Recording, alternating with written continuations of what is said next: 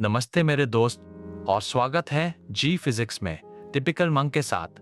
यह है क्लास 11 और आज हम गर्मी को खुद समझने बैठे हैं। हर रॉड जो धूप में फैलता है, हर चाय की कप जो ठंडी होती है और हर गैस मॉलिक्यूल जो हवा में अदृश्य होकर दौड़ता रहता है, ये सब एक ही मुट्ठी भर नियमों का पालन करते हैं। जब सारा ने पहली बार एक कैलोरीमेट्री का सवाल देखा, उसने सीधे फॉर्मूला लगा दिया और भूल गई कि पहले ये जांचना जरूरी है कि बर्फ पूरी पिघली या नहीं, और पूरा सवाल गलत हो गया। आज हम हीट को पूरी तरह से गिनने लायक बना देंगे। एक धीमी सांस लीजिए। चलिए शुरू करते हैं। तो आज की क्लास से आप क्या लेकर जाएंगे? पहला, थर्मल एक्सपेंशन, लिनियर, आर्य और वॉल्यूम, और तीनों कोएफिशिएंट्स आपस में कैसे जुड़े हैं। दूसरा, कैलोरीमेट्री और लेटेंट हीट, मिक्सिंग के सवाल जिनमें एक फेज चेंज भी हो। तीसरा, हीट ट्रांसफर, कंडक्शन का फोरियर्स लॉ, कन्वेक्शन, रेडिएशन और न्यूटन का कूलिंग का नियम। चौथा, kinetic theory of gases, RMS average और मोस्ट प्रोबेबल मोलेकुलर स्पीड्स। और पांचवा, degrees of freedom, equipartition of energy और मीन फ्री पाथ। तैयार हैं? One idea at a time. चलिए सबसे सिंपल जगह से शुरू करते हैं। एक सॉलिड गर्म होने पर कैसे फैलता है? पहला, लीनियर एक्सपेंशन। एक रॉड सिर्फ अपनी लेंथ के साथ फैलता है। डेल्टा एल बराबर L not times alpha times delta T. दूसरा, एरिया एक्सपेंशन। जब एक फ्लैट शीट हर दिशा में फैलती है, उसका कोएफिशिएंट बीटा हमेशा अल्फा का दुगना होता है। तीसरा, वॉल्यूम एक्सपेंशन। जब एक ठोस ब्लॉक तीनों डिमेंशंस में फैलता है, उसका कोएफिशिएंट गामा हमेशा अल्फा का 3 गुना होता है। और चौथा, पानी का अनोखा रवैया। 0 से 4 डिग्री सेल्सियस के बीच पानी गर्म होने पर फैलता नहीं, बल्कि सिकुड़ता है। यही एक फेमस एक्सेप्शन है। इस डायग्राम को ध्यान से देखिए, क्योंकि यही तीनों एक्सपेंशन एक ही आइडिया को बार बार एक एक्स्ट्रा डिमेंशन में ले जाते हैं। पहला, लीनियर एक्सपेंशन। एक रॉड अपनी लेंथ के साथ फैलता है। डेल्टा एल बराबर L not alpha delta T. दूसरा, आर्य एक्सपेंशन। एक फ्लैट शीट अपने फेस पर फैलती है और बीटा हमेशा अल्फा का दुगना होता है। तीसरा, वॉल्यूम एक्सपेंशन। एक ठोस ब्लॉक तीनों डिमेंशंस में फूलता है और गामा हमेशा अल्फा का 3 गुना होता है। और चौथा, इसका असल नतीजा। इसीलिए रेलवे ट्रैक्स में गैप्स छोड़े जाते हैं और बायमेटालिक स्ट्रिप्स मुड़ जाती है, क्योंकि दो अलग मटेरियल्स अलग अलग रेट से फैलते हैं। डेविड एक बार भूल गया था कि रेल की पटरियों में गैप्स क्यों होते हैं। अब आप कभी नहीं भूलेंगे। अब वो आइडिया जो हर मिक्सिंग के सवाल की जान है। पहला, कैलोरीमेट्री का प्रिंसिपल। गर्म बॉडी से जो हीट निकलती है, वो ठंडी बॉडी को मिलती है, बशर्ते बाहर कुछ भी ना निकले। दूसरा, स्पेसिफिक हीट कैपेसिटी सी। यह बताती है कि एक यूनिट मास को 1 डिग्री गर्म करने में कितनी हीट चाहिए। Q बराबर mc डेल्टा टी। तीसरा, लेटेंट हीट L। यह वह हीट है जो एक कांस्टेंट टेम्परेचर पर अब्सॉर्ब या रिलीज होती है जब पिघलना या उबलना होता है। Q बराबर mLr। और चौथा, वाटर इक्विवेलेंट।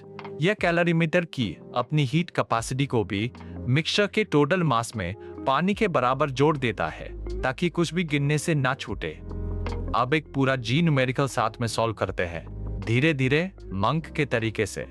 100 ग्राम बर्फ 0 डिग्री पर 300 ग्राम पानी में डाली जाती है, जो 50 डिग्री पर है, एक पूरी तरह इंसुलेटेड कैलोरीमीटर के अंदर। फाइनल टेम्परेचर ढूंढिए। पानी की स्पेसिफिक हीट 1 काल पर ग्राम पर डिग्री और बर्फ की लेटेंट हीट 80 काल पर ग्राम। स्टेप 1 जो दिया है उसे लिखिए। 100 ग्राम बर्फ 0 डिग्री पर, 300 ग्राम पानी 50 डिग्री पर।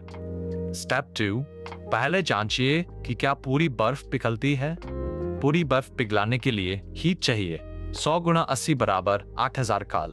पानी को 50 डिग्री से 0 तक ठंडा करने से निकलती है 300 गुणा 1 गुणा 50 बराबर 15,000 काल। 15,000 8,000 से बड़ा है तो पूरी बर्फ पिघल जाती है। स्टेप 3, बची हुई हीट 15,000 शून्य से 8,000 शून्य घटाओ बराबर 7000 कैल, जो मिक्सचर को 0 डिग्री से ऊपर गर्म करने के लिए बचती है। स्टेप 4, हीट का बैलेंस। अब कुल मास 400 ग्राम है तो 7000 बराबर 400 गुणा 1 गुणा डेल्टा टी, यानी डेल्टा टी बराबर 17.5 डिग्री। स्टेप 5, फाइनल टेम्परेचर बराबर 0 प्लस 17.5, यानी 17.5 डिग्री सेल्सियस। पूरी तरह लिक्विड, कोई बर्फ नहीं बचती। ध्यान दीजिए, पहले जांच फिर बैलेंस। यही तरीका हर कैलोरीमेट्री का सवाल हल करता है। अब देखते हैं हीट कैसे सफर करती है और गैस के मॉलिक्यूल्स कैसे दौड़ते हैं। पहला, कंडक्शन। फ्यूरियस लॉ के अनुसार dq ओवर dt बराबर -k गुना dt ओवर dx। और अगर रॉड सीरीज में जुड़े हो तो उनकी रेजिस्टेंसेस सीधी जुड़ जाती है। दूसरा, कन्वेक्शन और रेडिएशन। कन्वेक्शन के लिए फ्लूइड को हिलना जरूरी है, पर रेडिएशन अकेला वैक्यूम को भी पार कर जाता है बिना किसी माध्यम के। और कूलिंग हमेशा एक्सपोनेंशियली होती है, न्यूटन के नियम के अनुसार। तीसरा, मैक्सवेल स्पीड डिस्ट्रीब्यूशन कर्व का पीक देता है मोस्ट प्रोबेबल स्पीड, बीच वाला देता है एवरेज स्पीड, और लंबी डेलामा स्पीड को सबसे ऊंचा खींच लेती है।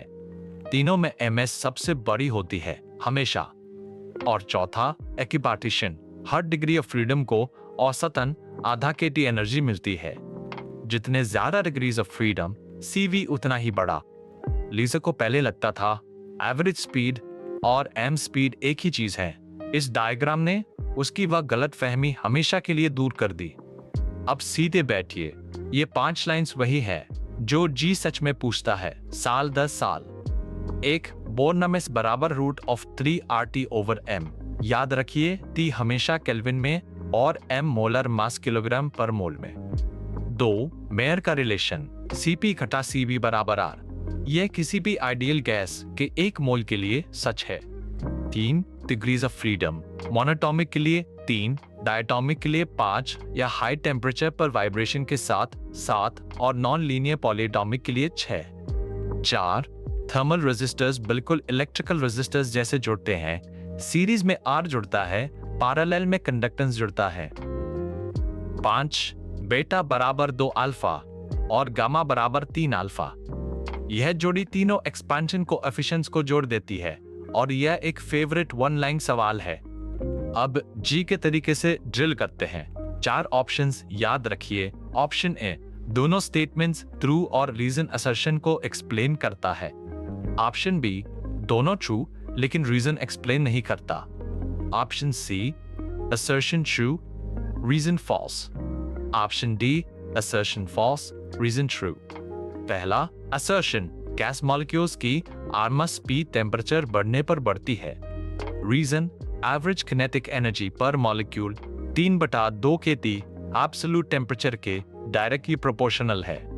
सर की तरह सोचिए, पहले हर स्टेटमेंट फिर कनेक्शन जांचिए। दोनों ट्रू है और रीजन असर्शन को पूरी तरह एक्सप्लेन करता है। Option A. दूसरा, असर्शन एक ही मटेरियल के 2 रॉड्स अलग अलग लेंथ्स के सेम टेम्परेचर डिफरेंस के साथ अलग अलग हीट कंडक्ट करते हैं। रीजन थर्मल कंडक्टिविटी के केवल मटेरियल पर डिपेंड करती है, रॉड की जियोमेट्री पर नहीं। दोनों स्टेटमेंट्स ट्रू है, लेकिन रुकिए, क्या रीजन असर्शन को एक्सप्लेन करता है? नहीं। लेंथ का असर आता है R बराबर L ओवर K A से, K के मटेरियल ओनली होने से नहीं। दोनों ट्रू, पर रीजन एक्सप्लेन नहीं करता। Option B. तीसरा, असर्शन गैस मॉलिक्यूल्स का मीन फ्री पाथ कम हो जाता है जब कांस्टेंट वॉल्यूम पर टेम्परेचर बढ़ाई जाती है। रीजन मीन फ्री पाथ केवल मॉलिक्यूल्स के नंबर डेंसिटी पर डिपेंड करता है, उनकी एवरेज स्पीड पर नहीं। पहले रीजन जांचिए, यह ट्रू है, मीन फ्री पाथ सच में सिर्फ नंबर डेंसिटी पर डिपेंड करता है। आप असर्शन कांस्टेंट वॉल्यूम पर नंबर डेंसिटी नहीं बदलती तो मीन फ्री पाथ भी नहीं बदलता। Assertion false, reason true. Option D. यही वह ट्रैप है जिसमें जॉन हर बार फंसता है। अब एक क्विक मैच। रिवील से पहले हर फॉर्मूला खुद बोलिए। V ऑमस √3RT ओवर m सबसे तेज स्पीड, स्क्वायरिंग का असर। V average √8RT over πm, तीनों में बीच वाली speed. B most probable, root of 2RT/m, curve के पीक पर बैटरी स्पीड सबसे धीमी तीनों में से, और CP घटा CB बराबर R, मेयर का रिलेशन हर आइडियल गैस के लिए एक मोल में सच। अगर चारों रिवील से पहले आपके मन में आ गए तो किनेटिक थ्योरी अब आपकी हो चुकी है। यह जी का एक फेवरेट फॉर्मेट है। मैं कुछ स्टेटमेंट्स पढ़ूंगा, आप चुपचाप गिनिए कि कितने सही हैं। स्टेटमेंट 1, एक मॉडरेट टेम्परेचर पर डायटोमिक गैस के 5 डिग्रीज ऑफ फ्रीडम होते हैं। अपना फैसला रोक कर रखिए। स्टेटमेंट 2, कन्वेक्शन एक परफेक्ट वैक्यूम के थ्रू हीट ट्रांसफर कर सकता है। सोचिए कन्वेक्शन को फ्लूइड की जरूरत क्यों होती है। स्टेटमेंट 3, न्यूटन का कूलिंग लॉ तभी अच्छा काम करता है जब बॉडी और सराउंडिंग्स के बीच टेम्परेचर का अंतर छोटा हो। तो कितने सही है? 2 स्टेटमेंट्स, पहला और तीसरा। डायटोमिक गैस सच में 5 डिग्रीज ऑफ फ्रीडम रखती है और न्यूटन का लॉ सिर्फ छोटे टेम्परेचर डिफरेंस पर अच्छा काम करता है। लेकिन दूसरा गिर जाता है। कन्वेक्शन को हमेशा एक चलती हुई फ्लूइड चाहिए, वैक्यूम में यह काम नहीं करता। 2 सही और बीच वाला चाप है। अब मैं आपके कुछ मार्क्स बचा लेता हूं। 2 मिथ्स जो हर साल हजारों स्टूडेंट्स को फंसाती है।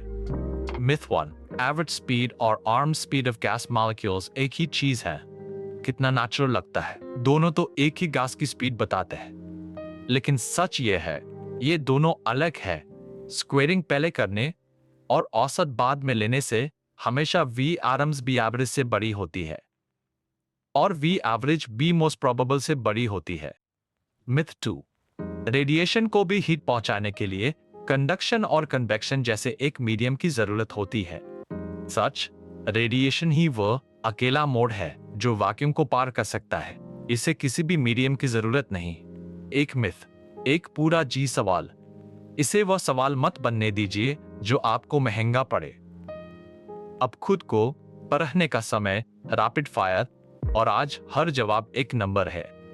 नियम यह है, मैं पूछूंगा, आप रिवील से पहले मन में जवाब दीजिए। ना पेन ना पेपर, सिर्फ वह जो आपने आज बनाया है। क्वेश्चन 1, 2 मीटर का एक रॉड अल्फा 12 गुना 10⁻⁻⁶ पर डिग्री 50 डिग्री से गर्म होता है। डेल्टा एल ढूंढिए 1.2 मिलीमीटर। क्वेश्चन 2, 30 ग्राम पर मोलर मास वाले ऑक्सीजन की वाएम्स 300 केल्विन पर, लगभग 483 मीटर पर सेकंड। क्वेश्चन 3, एक मोल आइडियल गैस के लिए CP घटा CV आ यानी लगभग 8.31 जूल पर मोल पर केल्विन। क्वेश्चन 4, बिना वाइब्रेशन के डायटोमिक गैस के कितने डिग्रीज ऑफ फ्रीडम होते हैं? 5। और क्वेश्चन 5, सोचने वाला, समान लेंथ और एरिया के 2 रॉड्स, थर्मल कंडक्टिविटीज K1 और K2 सीरीज में जुड़े हो, उनकी effective conductivity 2K1 K2 divided by K1 plus K2। अगर आपने वो पकड़ लिया तो आपने आज की क्लास सच में समझ ली है। चलिए पूरी क्लास को एक धीमी सांस में समेटते हैं। थर्मल एक्सपेंशन, बीटा बराबर 2 अल्फा और गामा बराबर 3 अल्फा, तीनों कोएफिशिएंट्स को जोड़ते हैं। कैलोरीमेट्री, गर्म बॉडी से निकली हीट ठंडी बॉडी को मिलती है, पर पहले हमेशा जांच लीजिए कि कोई फेज चेंज पूरी होती है या नहीं। Heat transfer, conduction furious law मानता है, केवल रेडिएशन वैक्यूम को पार करता है और कूलिंग हमेशा एक्सपोनेंशियली होती है। किनेटिक थ्योरी, B आरएमएस हमेशा B एवरेज से बड़ी और B एवरेज हमेशा B मोस्ट प्रोबेबल से बड़ी हर गैस और हर टेम्परेचर पर। Equipartition her degree of freedom को आधा के दे देता है, जो CB CP और हर गैस का गामा तय करता है। और अगली क्लास 12 जी फिजिक्स Q का अगला चैप्टर, इसे मिस मत कीजिएगा। तो मेरे दोस्त, आज हमने हीट को पूरी तरह समझ लिया। शायद यह सिर्फ फैलते हुए रॉड्स और ठंडी होती चाय जैसी छोटी चीजें लगी हों, लेकिन यह समझ लीजिए, यही पूरी फिजिक्स थर्मल प्रॉपर्टीज की भाषा है। हर न्यूमेरिकल जो जी कभी आप पर फेंकेगा, इसी कैलोरीमेट्री, इस कंडक्शन और इस किनेटिक थ्योरी पर टिका है, जिसे आपने आज पढ़ना सीखा। सैरा, डेविड, लीसा और जॉन सबने ठीक वही से शुरुआत की थी जहां आप अभी हैं, इसी एक क्लास से। खुद के साथ धैर्य रखिए। आज रात एक बार धीरे से बी आरएमएस बड़ी, बी एवरेज बीच में, वी मोस्ट प्रोबेबल सबसे छोटी। ये क्रम रिवाइज कर लीजिए।